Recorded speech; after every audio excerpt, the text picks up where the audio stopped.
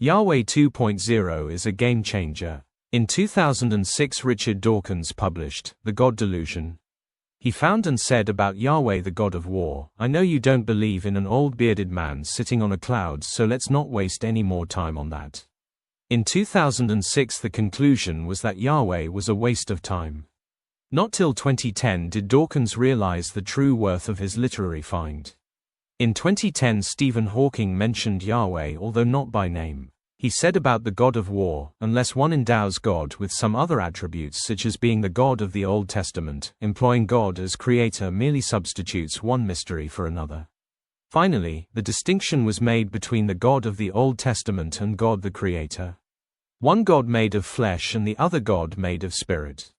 Two very different concepts of God. The idea of spirit creator comes from Greek philosophy. Philosophers used spirit to explain the method of creation. They thought the material universe had been emanated into existence by a spirit phenomenon which eventually became personalized. The spirit was given a name. In fact, various names including Logos, Yahweh, Jesus Christ, and Allah. In 2010, the spirit was pronounced dead. Hawking said, "Philosophy is dead." Big Bang replaced spirit and emanation as the new method of creation. Meanwhile, Yahweh, the God of war, who is not spirit, survived the atheist onslaught. This is because the violent thug has no bearing on science. He was ignored as usual. But then in 2016, Barker made the connection between the spaceman of the Old Testament and the earthman we find in the New Testament. Barker was saying that if the God of war did not exist, then neither did Jesus Christ, who said he was the God of war.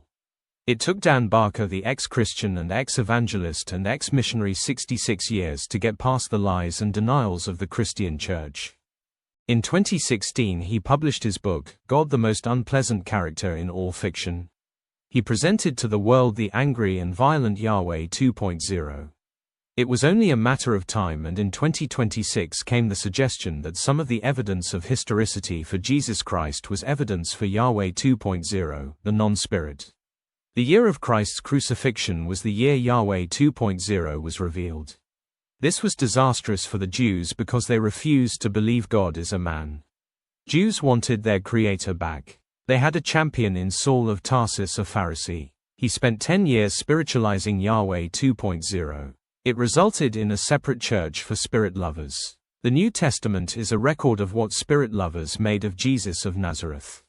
The best record we have of what Greek Christians made of the God of war is captured in the court report of Pliny, the Roman magistrate.